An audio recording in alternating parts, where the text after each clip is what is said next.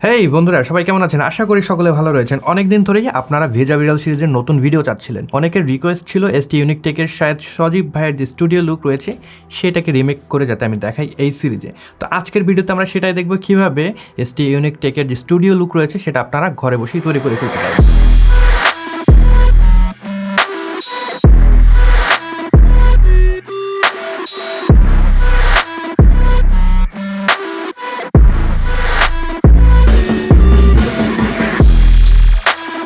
সজীব ভাইয়ের যদি আমরা স্টুডিওটাকে লক্ষ্য করি, রিসেন্ট তার যে স্টুডিও লুকটা রয়েছে সেখানে আপনারা দেখবেন ডার্ক একটা থিম তিনি ব্যবহার করছেন। তার ওয়াল যেটা রয়েছে সেটা ডার্ক কালারে আসলে কালার করা।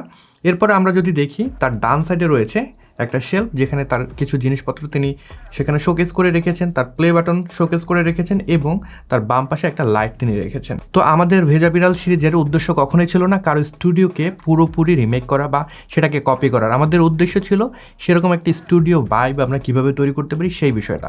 তো আমার রুমে যে জিনিসগুলো অ্যাভেলেবেল রয়েছে সেগুলো ব্যবহার করি কীভাবে ওইরকম একটা লুক তৈরি করব সেই বিষয়টা আজকে আমি আপনাদেরকে দেখাবো। তো প্রথমে যে বিষয়টা চলে আসে, ওইরকম একটা লুকের জন্য আপনাকে একটা ডার্ক ওয়ালের দরকার হবে কিংবা ডার্ক একটা ব্যাকগ্রাউন্ডের দরকার হবে। লাকিলি আমার এই রুমে ডার্ক একটা ওয়াল ছিল, আমি সেটাকেই ব্যবহার করছি। আপনারা পিছনে দেখতেই পাচ্ছেন আমার এই পিছনটা আগেই ব্ল্যাক কালার করা ছিল, যদিও শায়দ সজীব ভাইয়ের যে লুকটা রয়েছে সেটা একদম পিওর ব্ল্যাক না, তার এখানে একটু গ্রে কালার রয়েছে।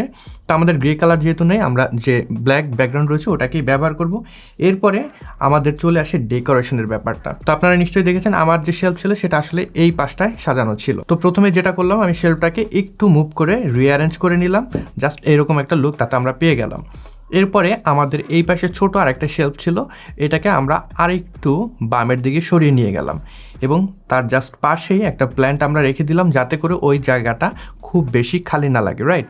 তো এরপরে চলে আসে আমাদের টেবিল প্লেসমেন্টের ব্যাপারটা। তো টেবিলটাকে আপনারা দেখতেই পাচ্ছেন কাঠের একটা টেবিল আমি ব্যবহার করছি, এটাকে জাস্ট আমি এখানে প্লেসমেন্ট করে দিলাম। ব্যাকগ্রাউন্ড থেকে আমার দূরত্ব আছে 2.5 ফিটের মতন, তো 2.5 ফিট দূরত্বে রেখে আমি টেবিলটাকে এভাবে স্থাপন করে দিলাম। আরেকটা বিষয়, আমার এই ব্যাকগ্রাউন্ডে আসলে এডিশন আমি করেছি, যেটা হলো আমাদের এই ছবির যে ফ্রেম রয়েছে এটা।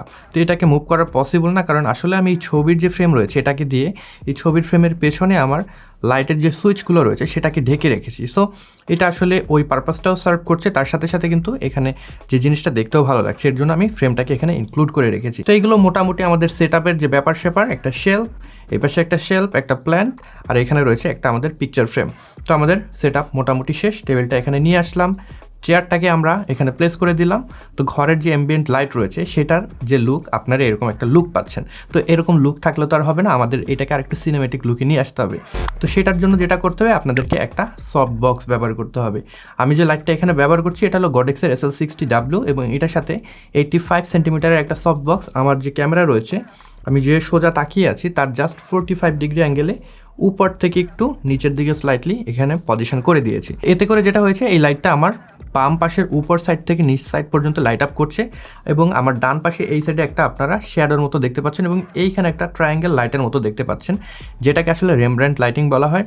সিনেমেটিক লুকের জন্য এই লাইটিংটাকে বেশিরভাগ সময় কনসিডার করা যায়, স্পেশালি আপনার যে হলিউড মুভিগুলো রয়েছে সেখানে আপনারা দেখবেন এই ধরনের লাইট সব সময় ব্যবহার করা হয়। তো একটা লাইট ব্যবহার করার ফলে যেটা হয়েছে আপনারা দেখতেই পাচ্ছেন আমার ডান পাশটা খুব বেশি ডার্ক মনে হচ্ছে। তো এই ডার্কনেসটাকে একটু ওভারকাম করার জন্য, একটু এটাকে ফিল করার জন্য আমরা এই সাইডে একটা রিফ্লেক্টর দিয়ে দিয়েছি। এই রিফ্লেক্টরটা আমাদের যে শ্যাডোগুলো ছিল, হার্শ যে শ্যাডোগুলো ছিল, একটু এটা ফিল করে দিয়েছে। তো আপনারা যদি এইখানে যে রিফ্লেক্টর রয়েছে সেটা ব্যবহার করেন তো ভালো কথা, আর যদি না ব্যবহার করেন সেক্ষেত্রে আপনারা একটা ফিল লাইট ব্যবহার করতে পারেন, তাহলে কিন্তু এই শ্যাডোটা রিমুভ হয়ে যাবে। আপনারা যদি খুব বেশি ফ্ল্যাট লুক চান সেক্ষেত্রে এই পাশে যে একটা লাইট ব্যবহার করেছেন এই পাশ থেকে আরেকটা লাইট ব্যবহার করলে ফ্ল্যাট একটা লুক পাবেন। তো বেশিরভাগ সময় দেখা যায় এরকম ভিডিওর জন্য ফ্ল্যাট লুকটা একদম খুব বেশি ভালো লাগে না, unless you are doing some fashion photography বা ফ্যাশন ভিডিওগ্রাফি, মেকআপ টিউটোরিয়াল। এছাড়া অন্যান্য ক্ষেত্রে এই রেমব্রান্ড লাইটিংটা কিন্তু বেশ ভালোই লাগে। তো আমাদের মোটামুটি কি লাইট এবং আমাদের ফিল লাইটটা সেট হয়ে গিয়েছে। এরপরে চলে আসে আমাদের এজ লাইটের বিষয়টা। উপর থেকে জাস্ট পিছন থেকে আমার এই সাইডে একটা লাইট আপনারা দেখতেই পাচ্ছেন, হেয়ারের কিছু অংশ আপনারা দেখতেই পাচ্ছেন। এটাকে আসলে রিম লাইট বলে কিংবা হেয়ার লাইট বলে কিংবা আপনারা এজ লাইট বলতে পারেন। তো এই লাইটটা দিলে পরে ব্যাকগ্রাউন্ড থেকে আপনি বেটার ওয়েতে আর নিজেকে সেপারেট করতে পারবেন, এর জন্য এই লাইটটাকে আমি ইনক্লুড করেছি। জাস্ট আমার উপর থেকে পিছন বরাবর এই লাইটটা এই দিকে ফেলা হয়েছে। তো এই লাইটের যে কালার, এই লাইটের কালারটা কিন্তু ইন্টারেস্টিং একটা বিষয়। আপনারা যদি লক্ষ্য করেন এই লাইটের কালার এবং এইখানে আমাদের শেলফে যে লাইটটা রয়েছে এই লাইটের কালারটা কিন্তু একই রকম।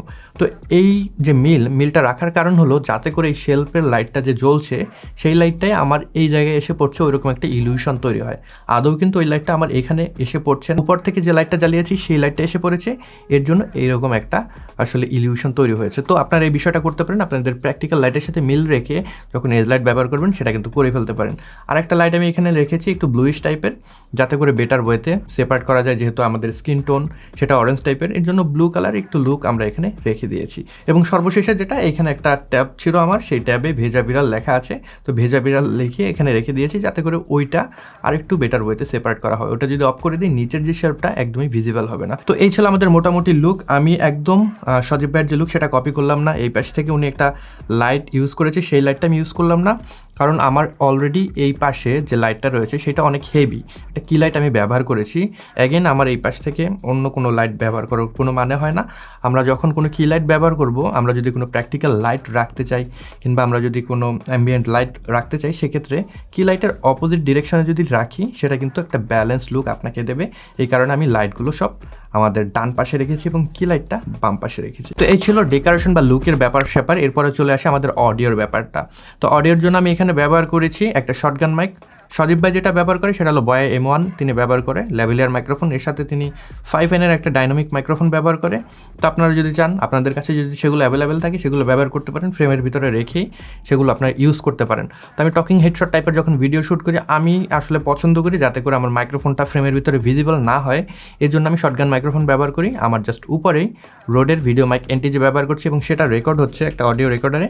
আমি জুম H1N যে অডিও রেকর্ডার রয়েছে সেটাতে অডিওটা ডিরেক্টলি রেকর্ড করছি, এতে করে হায়ার কোয়ালিটিতে আমি রেকর্ড করতে পারছি, যখন এডিট করবো তখন বেটার ওয়েতে এডিট করতে পারবো। এর জন্য আমি আসলে এক্সটার্নালি আলাদাভাবে অডিওটাকে রেকর্ড করি, ডিরেক্টলি ক্যামেরায় রেকর্ড করি না। তো এই ছিল আমাদের লুক, সজীব ভাইয়ের লুক এটা, আমাদের লুক এটা। আপনারা জানাবেন কেমন হলো আমাদের সজীব ভাইয়ের যে স্টুডিও লুক রয়েছে সেটা রিক্রিয়েশন। তো দারুণ একটা স্টুডিও তো তৈরি হয়ে গেল, এবার কি করা যায়?